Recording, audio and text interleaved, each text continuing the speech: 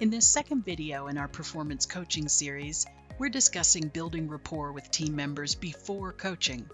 And that's important if you expect them to be receptive to your perspective on how they can improve their performance. Making a connection with your team members before you get into the business of coaching may sound simple, but don't be fooled. It's absolutely a skill, which you can practice and get good at just like any other skill. But why bother?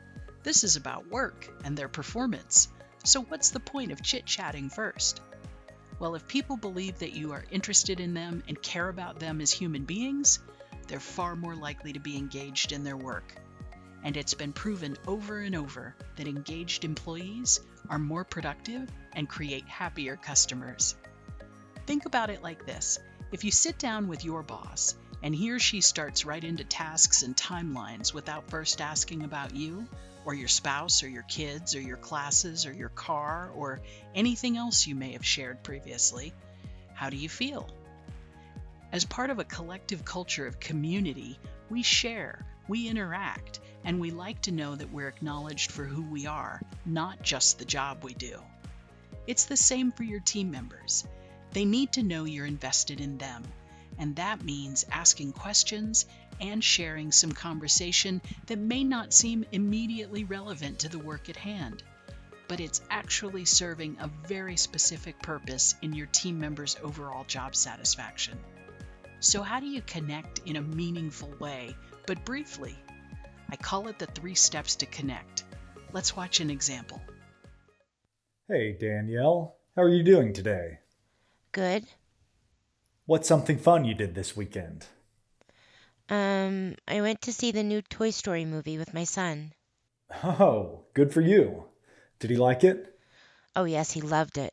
So did I. We saw it last week and it was a lot of fun. Who is his favorite character? Buzz Lightyear, of course. Nice. Well, I'm glad to hear you got some quality time with your son. Good for you. All right. Well, let's talk about the past week here at work. Did you hear that? In about 30 seconds, the supervisor demonstrated interest in his team member beyond just her capacity as an employee. Let's review the 3 simple steps he applied to connect and build rapport. First, he asked open-ended questions that invited her to share. He started with a general open question, "How are you doing today?" He got a single-word answer, so he asked another open question, slightly more specific, about her weekend. Second, he listened and responded with interest to what she shared. You have to react to what you've heard. There's little point in asking the questions if you're not then going to use what the person gave you. And if it's relevant to the discussion, you can share your own experiences. In this case, he said, "We saw it last week and it was a lot of fun." Then ask additional questions to keep the conversation going and to learn more. In this case, he asked, "Who's his favorite character?" Third, transition to the coaching conversation. He used a transitional phrase, "all right," to move from the chit-chat to the coaching. You can also use "okay," "super," "thank you for that," "let's move on." Any sort of general transitional phrase like that lets the person know that you're done chatting and now you're going to change the subject. And next, he shared a purpose for the conversation. He said, "Let's talk about this past week." You could also say, "This is our weekly one-on-one," or "I want to talk about performance," as long as it's something general.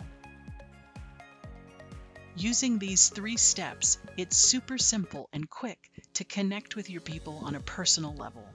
Their responses won't always be positive, though. So let's listen to the steps again in a different type of scenario. Hey, Adam. How's it going today? Not the best. Oh no. What's going on? Just having a tough day. I'm sorry to hear that, Adam. Something with work or with home? With home. Well, I know it's challenging to be at work when things are tough at home. Would you like to talk, or is there anything I can do? No, it's okay. All right, well, I do appreciate you sharing. And if you change your mind, just come and find me, okay?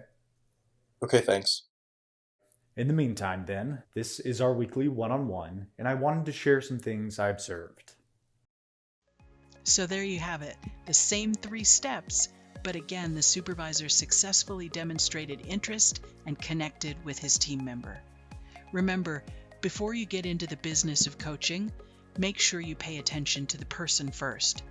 It shows you care about your people and not just as employees, which goes a long way towards motivating them to want to do well for you. Let's review. 3 steps to connect.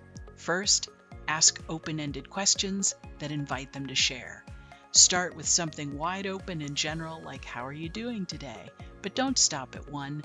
Ask another open-ended question, particularly if they only give you a one-word answer. Second, listen and respond with interest to what was shared. Simply react to what you heard.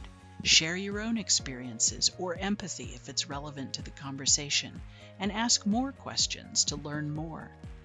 And when you're done, third, transition to the coaching. Use transitional phrases to move from the chat to the coaching conversation.